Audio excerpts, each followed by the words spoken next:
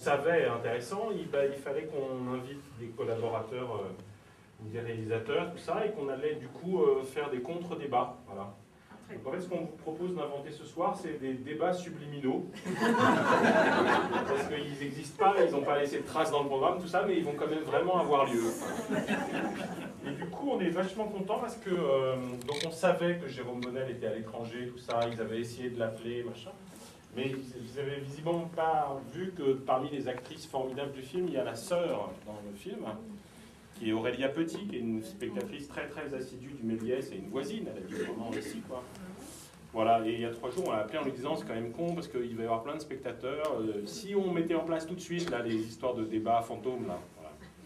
Et Aurélia avait un jour de tournage aujourd'hui. Il fallait qu'elle prenne le train pour Calais. Enfin, c'était presque ça. Et pour être tard. Et donc elle nous a dit, moi, n'importe quel autre jour, je veux bien, mais sinon, je peux vous trouver quelqu'un, tout ça. Et quand elle a donné le nom de Pascal Lagriffoul, que je vous présente, le chef opérateur du film.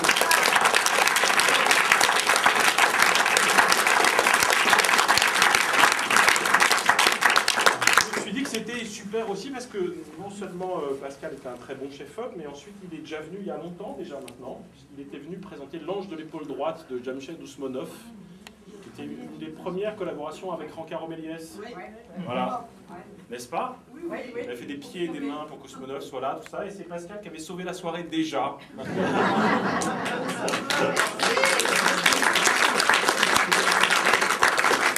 Voilà. Et par ailleurs, c'était vachement bien d'inventer les Méliès subliminaux maintenant, parce que ce qui s'était passé sur le précédent film de Jérôme Bonnel était bouleversant vraiment. Que l'actrice principale du film avait pleuré au bout de 5 minutes de débat, ce qui n'est jamais arrivé. Elle était très très très émue de la projection, du rapport au spectateur, tout ça. Et du coup, pour se remettre du débat, on était allé prendre un verre qui avait duré 4 heures dans un bar parisien. Ça n'arrive pas toujours non plus, tout ça. Enfin, moi j'ai un très beau souvenir de ce débat, de ce qui s'est passé après. C'était Florence. Ouais. Florence qui joue Queen of Montreuil sur les écrans en ce moment. Et... Bon, Pascal, moi j'ai envie d'abord de te... Enfin, j'aime vraiment beaucoup le film par ailleurs, donc je peux en parler 12 heures, mais je pense qu'on va se faire virer à un moment. On n'a vraiment pas le droit d'être là, en fait. Comment est-ce qu'il t'a parlé de celui-là? Parce que j'imagine que comme vous êtes amis, collaborateurs hyper réguliers, tout ça, du coup, il doit te vendre un peu les films pendant qu'il les écrit, t'en parler, tout ça. Qu'est-ce qu'il t'a donné comme note, j'allais dire, pour te parler de ce film et du coup pour stimuler ton imaginaire de chef opérateur sur ce projet-là? Alors, une des caractéristiques du travail avec Jérôme, avec un metteur en scène avec qui on travaille souvent, c'est qu'il n'y a pas besoin d'utiliser beaucoup de mots, parce que c'est compliqué de parler des choses. Il y a des, je pense que l'essentiel n'est pas tellement facile à dire, peut-être même pas possible à dire. Par contre, il m'a montré précisément que des polars. Bon. C'est-à-dire qu'il avait une envie de polar. Il m'a donné son scénario pour ce film. Sur le précédent, c'est un polar quand même.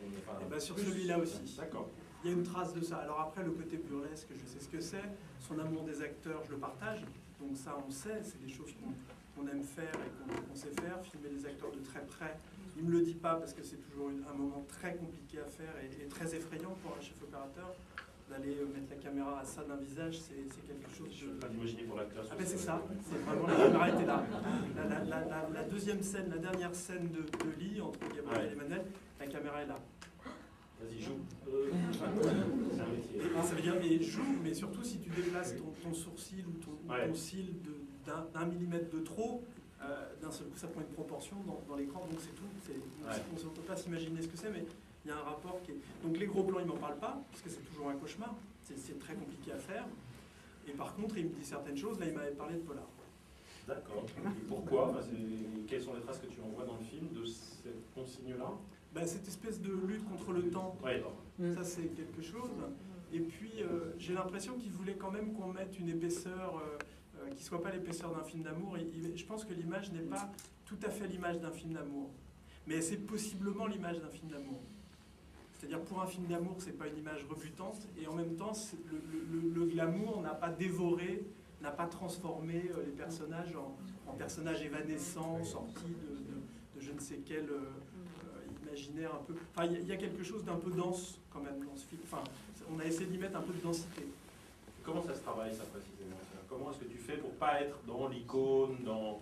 On voit bien, puis en plus chez Emmanuel DeVos, il y a cette possibilité de filmer une star aussi. Enfin, comment est-ce que tu fais pour que le visage soit à la fois mis en valeur et en même temps de ne pas être dans le cliché du film romantique à l'hollywoodienne? Eh ben, je m'arrache les cheveux. Ouais, il en reste quelques-uns.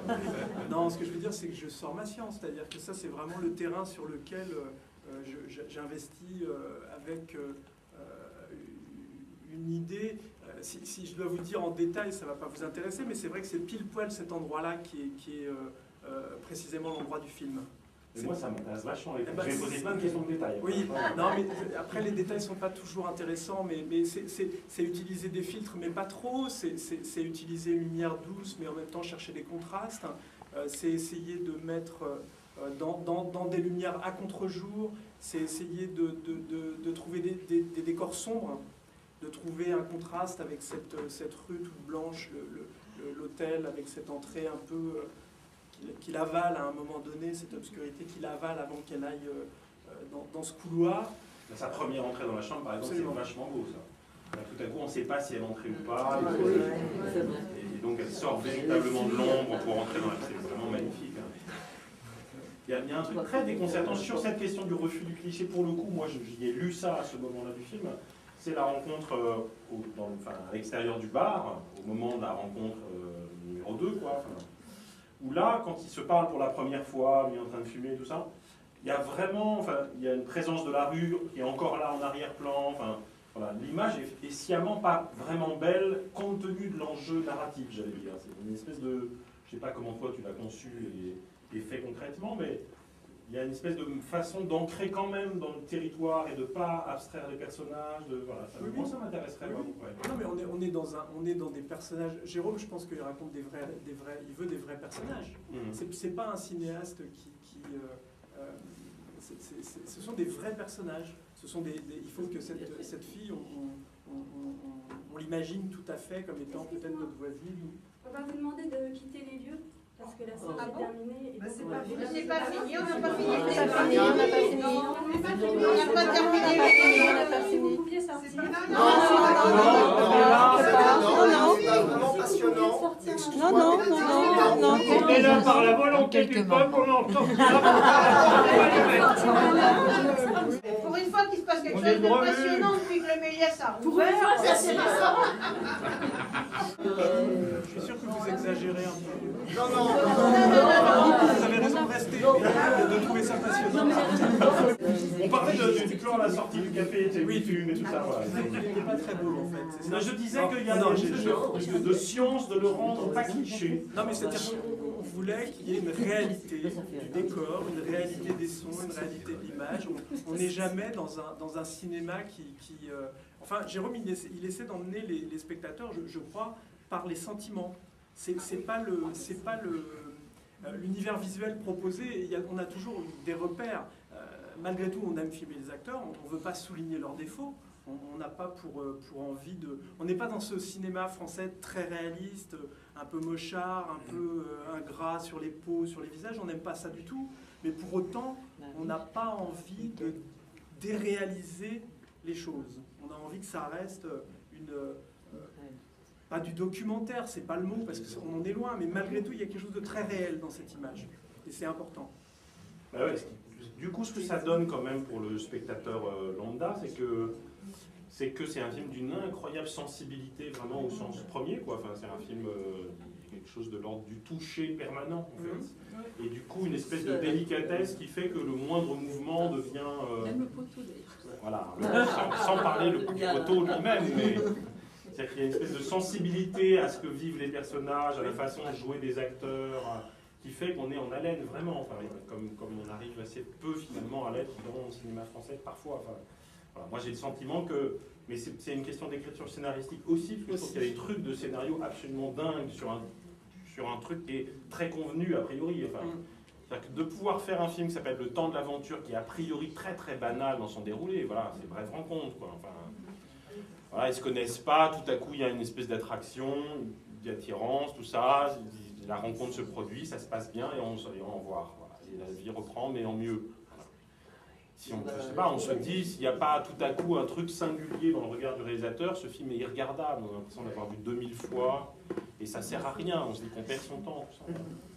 Et en fait, là, il y a une espèce de jeu qui tient beaucoup aussi au travail sur le temps, parce qu'il y a vraiment un jeu de mots dans le temps de l'aventure. Enfin, c'est vraiment la temporalité de l'aventure aussi. Et donc c'est à prendre au sens vraiment riche et fort du mot temps, quoi. Et qui passe du coup par des prises de risque que moi je trouve absolument incroyables, c'est-à-dire tout à coup de créer des espèces de bulles, de séquences entières qui vont fonctionner sur une temporalité autre. Oui. Par exemple, là, j'ai précisément la scène avec Aurélia et Laurent, où tout à coup on est dans un jardin, dans un espace où on ne s'est pas détaché du reste, voilà. Et il y a un gros conflit familial qui s'exprime petit à petit, comme dans une bulle, vraiment. On ne sait pas exactement quel est le rapport temporel avec ce qui suit et précède. C'est vraiment un jardin ailleurs, quoi.